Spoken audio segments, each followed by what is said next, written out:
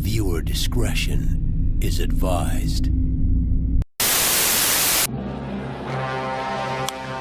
launches one to right field. Did he do it? Grand Salami! Sloney asked you about the quote, show little faith in us, right? Yeah. And I saw you got right through the Colts. So you have people who say, look, faith has earned 15 years of ownership. They haven't won to the extent that we would like. And so you had my faith, but you've lost it. Why should that fan maintain trust in you? Well, where are you going to go? There, yes. He drives one. Deep center field. Goodbye. I mean, sell the team to who? I mean, that's the other thing. I mean, you want to have this debate? You know, if you want to look at what would you do with this team to have it be more profitable, make more money, compete more in the current economic system that this game exists, it would be to pick it up and move it somewhere else. Deep right field.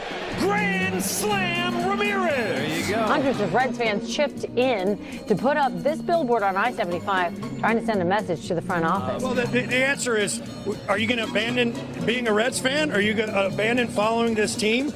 We haven't abandoned it. We haven't abandoned investing in the team and the community. So the point is, how about everybody just settle down and celebrate and cheer for the team? This one is around the pitcher's bat.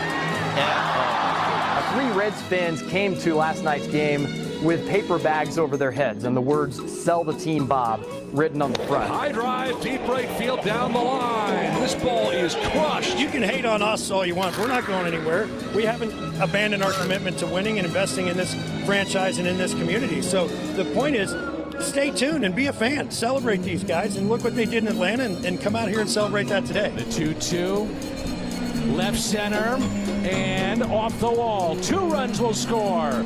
Well, where are you going to go? Adames to deep left. That might do it. Adames, another multi-homer game for him. This is a good, entertaining team, and I think you'll see that play out on opening day and throughout the season. So have a little bit of faith in what we're doing. Are you sure about that? Cincinnati Reds, the player most identified with your franchise, will never be allowed into the Hall of Fame over doing something any degenerate can legally do. His problem isn't gambling, his problem is he's a dick. After 1990, you have pretty much been shit. Each time you win a division, you get swept out of the playoffs like dust mites. And who can forget this 2010 regular season game where Brooks Conrad hit a walk-off grand slam that deflected off Lance Nix's glove. Ugh. Great American Ballpark is not a literal name, it's an insurance company. The park has 2 smokestacks in center field which are designed to resemble old steamboats. They spew fire after a home run or a win. The terrace in center field looks like a boat too, and it looks like the Reds are steaming along to another last place finish.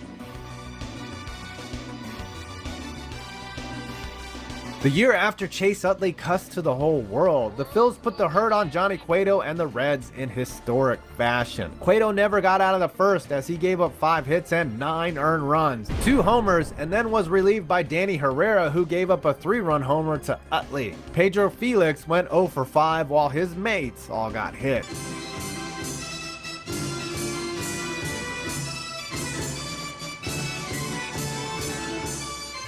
The team with the most mascots. The Reds actually have 4. One Mr. Met ripoff, one Philly Fanatic ripoff, one Mrs. Met ripoff, and one ripoff of their own Mr. Red with a mustache. In 2008, Mr. Red fell off an ATV and was decapitated, an incident most Alabamians call Tuesday. Some cheating scandals cost you a few games. This one cost Pete Rose his entire lifetime. Of course, we all know that he bet on games, which he admitted to, and though he never said he bet against his team, the lead investigator on the case said that given enough time, he would have eventually found enough evidence that Rose did. Since Charlie Hustle was banned for life in the 80s, he's been the center of a polarizing debate on whether he should be let in the Hall of Fame or not. Y'all can just argue in the comments down below.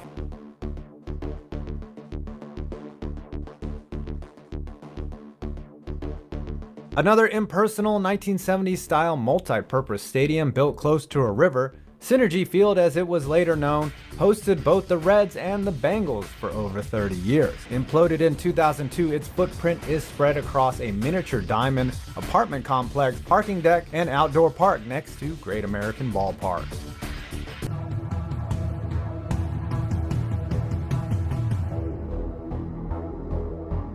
The first MLB stadium to install lights in 1935, Crosley Field was the longtime home of the Reds. Located at Finley Street and Dawson Avenue in the outskirts of downtown Cincinnati, the stadium was closed just prior to the Big Red Machine years of the 70s. It was demolished in 1972, and now the space is occupied by several industrial buildings, including a warehouse. Home plate is marked in a humble alley. A little slice of Ohio in the middle of the Arizona desert. Both the Reds and the Indians share this field, and it is named after Ohio-based Goodyear Tire, who the city of Goodyear is named after. Really, they own the whole town. With modern amenities and fixtures, this state-of-the-art spring training facility will house Trevor Bauer's quirks for years to come, no matter which team he is on. Wait, another retro classic ballpark located next to a river? You don't say. Site of this year's terrifying Reds ball club, Great American Ballpark has some unique features, both pleasing and unpleasing. There's a tiny replica of Crosley Field and a pavilion designed to look like a steamboat in center. However, the front gate on the third baseline is an entranceway that breaks up both the mezzanine and upper deck, reminding me of Michael Strahan's Gap Tooth. Overall, a solid ballpark that might witness 10 wins this year. Cincinnati Reds. It's been a long fall from the years of the Big Red Machine, where famously responsible gambler Pete Rose was leading the club. You had your cute title in 1990, but since then, well, let's see. One playoff series win. Your former owner, Marge Schott, praised Hitler and let her dogs take massive shits on the field. You signed prime Ken Griffey Jr. just for him to die on the field every year he wore your uniform. Great job wasting Joey Votto's career too, asked Mr. Redlegs, Cincinnati Reds. The Reds actually have several mascots, but I decided to spotlight this bastard because he just pisses me off with his fucking perfectly shaved mustache. I bet he thinks he's a real gem because that gets him a lot of pussy from other female mascots, doesn't he? Fucking Hercule Satan-looking ass motherfucker. Grade B-. For those of you that think about female sports executives, you might consider the likes of Jeannie Buss, owner of the Los Angeles Lakers, and proud recipient of the 2020 Mickey Mouse Bubble Ring. Some think that she's the first female owner to win a professional championship. Wrong. An earlier lady to win it all is, how do I put this gently, persona non grata in baseball circles. This was once Marge Schott's world, and we merely lived in it, as everyone was afraid of what stupid shit she'd do next. Margaret Univere was born on August 18, 1928 to a family of dreams and ambition. Daddy always wanted a boy to pass the family lumber business to, but he was cursed with only having daughters. So Marge was the lucky recipient to get big boy pants and learn to become a man. Ish. That ascension to pseudo-manhood was complete in 1952 when she tied the knot with Charles Schott, a man of upstanding family, and one who gave his wife a loveless and childless marriage, until he died of a heart attack in 1968, allegedly in his mistress's bathtub. His death was Schott's gain, as Marge was now the owner of a sprawling empire of increasingly complacent American cars, plus a few other things. Over the years, she would slowly build a cult of personality in Southwest Ohio. Most Cincinnatians knew of her as that car lady with the dogs on TV, but she wanted more. Marge became a minority owner of the Reds in 1981. 3 years later, she gave what she called a Christmas gift to the people of Cincinnati. She gained majority control of the team. Schott paraded that she saved the Reds, even if the previous owners would sell to no one outside of the city. As this female Caesar proudly strutted to the press, all Marge had to do was let Pete Rose carry the brunt of the franchise. We all know what ended up happening there. The whole gambling on games thing forcing baseball to swing the banhammer for a walk-off grand slam. Marge suddenly went from a shadow figure to the alpha and omega of the Reds organization. She put on a convincing public persona. The local underdog, the every woman who sat in the front row of games, never racing ticket or concession prices at the ballpark, eager to schmooze with fans and talk to the kids. Oh, she loved kids. She never had any of her own, but she felt a sense of duty to help them in any way she could. Mostly because she felt her sister was part rabbit. She only requires that you don't bring Macho Man Randy Savage onto the TV broadcast, or else she'll send her nephew to kick him out of the stadium. This innocent facade is deceiving. Give it a little time to cook and something becomes quite obvious. She's insanely cheap. Even Ebenezer Scrooge would have been disgusted at some of her actions. Consider what happened after the 1990 World Series. The Cincinnati Reds had only won the damn championship by convincingly sweeping the A's. You'd think an owner would be elated for such an accomplishment. But they did it too quickly in her eyes. They robbed her of profit. Therefore, she would rob them of food and drink.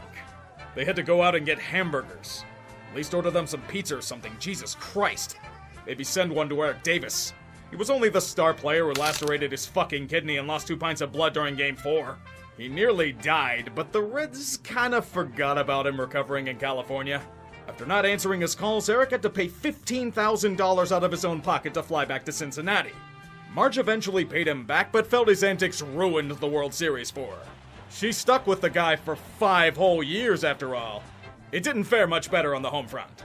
Think an owner so scrupulous that she'd rummage through the garbage to make sure every scrap of paper had writing on both sides. Think someone that had to personally sign off on every check worth more than $50. Think charging money for day-old donuts and probably stale coffee. After 5 p.m., it was 55-degree time in the office. Air conditioning in the summer. That's as much of a luxury as any sort of customer service and community relations department. Both got under Schott. During the player strike in '94, she canceled bathroom cleaning service. Because who needs cleanliness when everything is shit? As someone who knew jack and shit about baseball, she thrust herself into financial decisions in every enterprise. Marge paid some of the lowest salaries for front office personnel in baseball. To her, scouting was an unnecessary expense. After all, why pay for someone to just watch games all day? She knew nothing of the players on her team, the people employed under her, the history of the Reds organization. But that won't stop her from scrimping on the farm system, player development, and any sort of good marketing. Hot dogs were still $1. Nobody cared about that other pesky stuff. Even in her chain smoking and hard drinking, she demanded the cheap stuff. You have to back up what you preach, right? We're dedicating this World Series to our wonderful women and men over in the Far East. Better yet, she openly defied the commissioner doing this and first referred to the area as the Middle West. Not bad for someone who told the First Lady that she hated baseball. Like she pried into pure cringe, she pried into many aspects of her players' personal lives. She opened every package sent to them and tapped every phone to listen in on calls. She'd hire private investigators to spy on players entering and exiting team flights, buses, and hotels. Marge did not approve of the players' potential philandering with those vile, fertile women. Is it any wonder why she tried not to hire women of childbearing age? Speaking of philandering, that manager and GM from the 1990 World Series winner?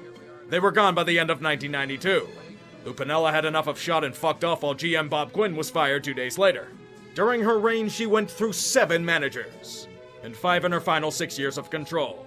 Davey Johnson was living with a woman he wasn't married to.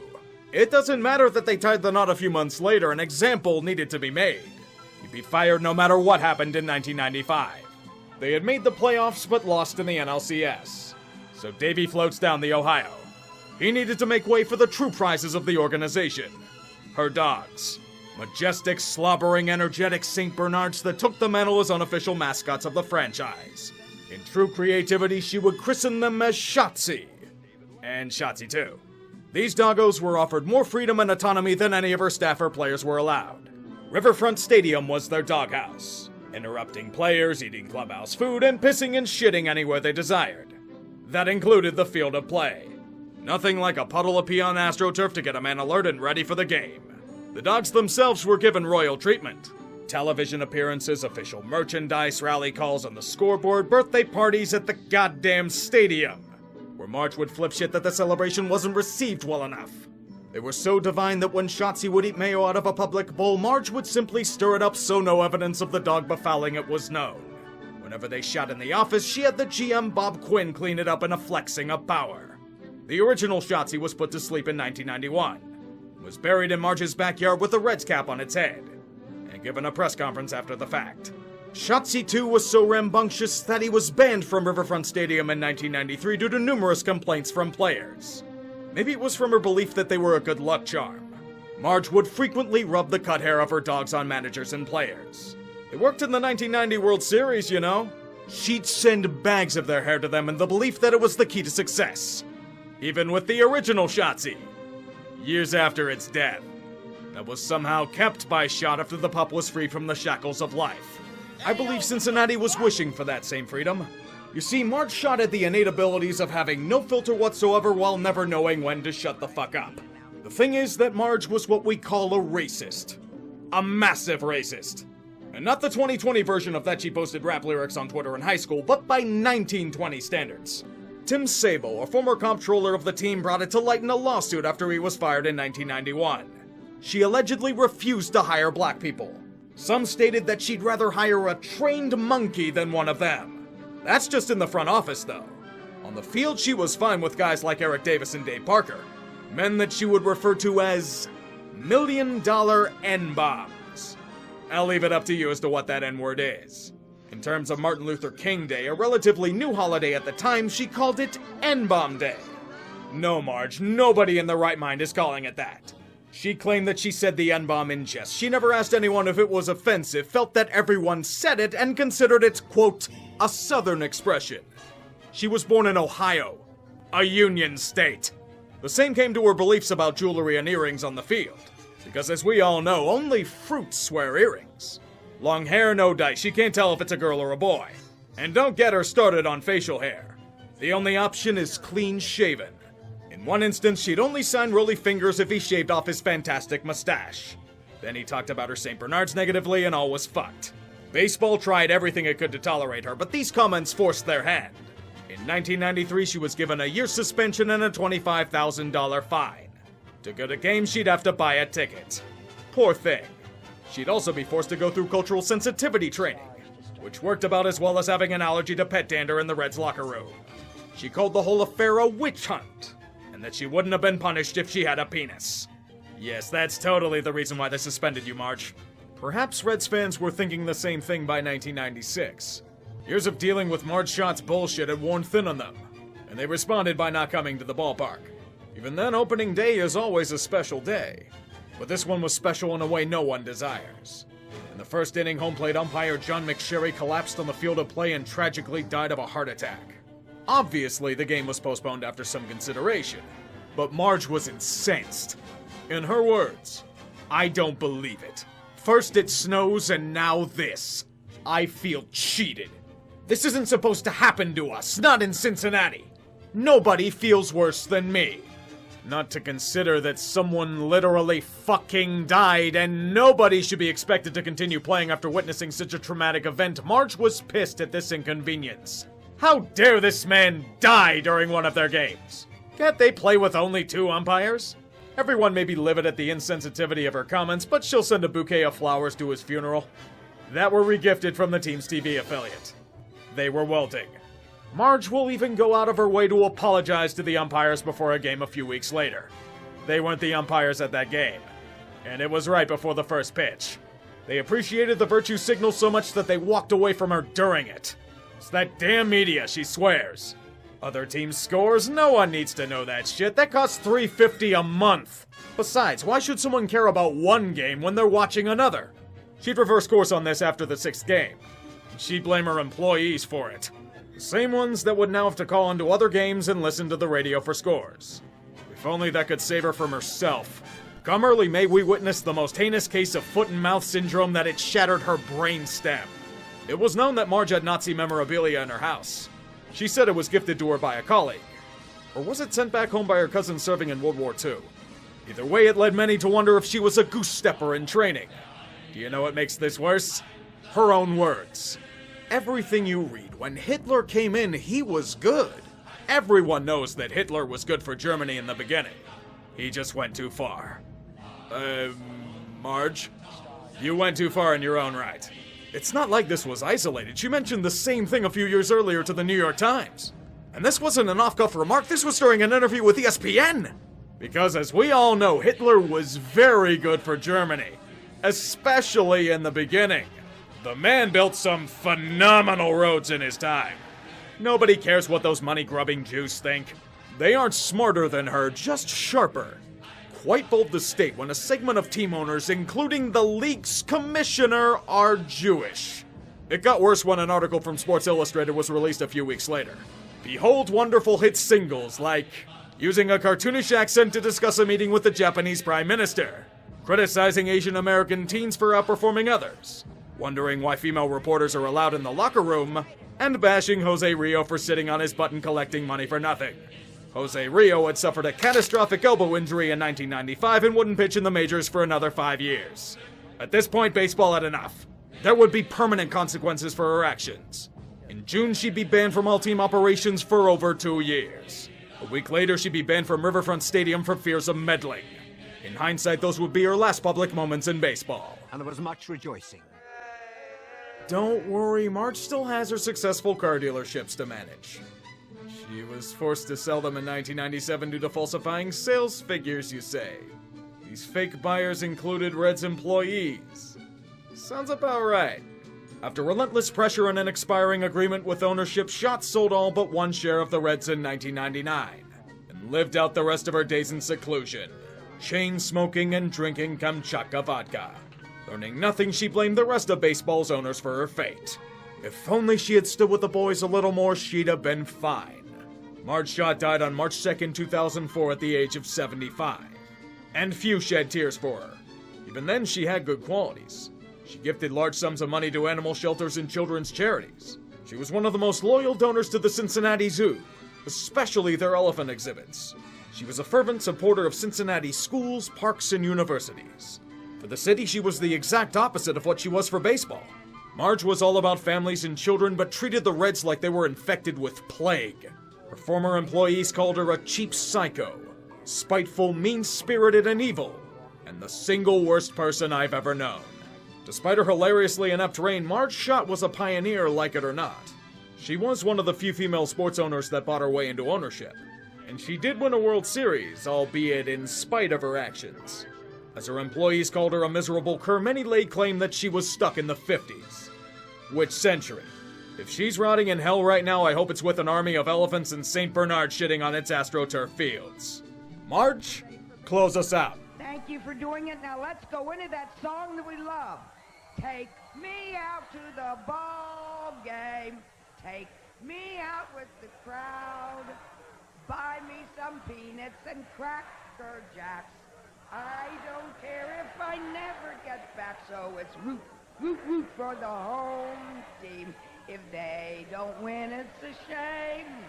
So it's 1, 2, 3 strikes, you're out at the old ball game. God love you.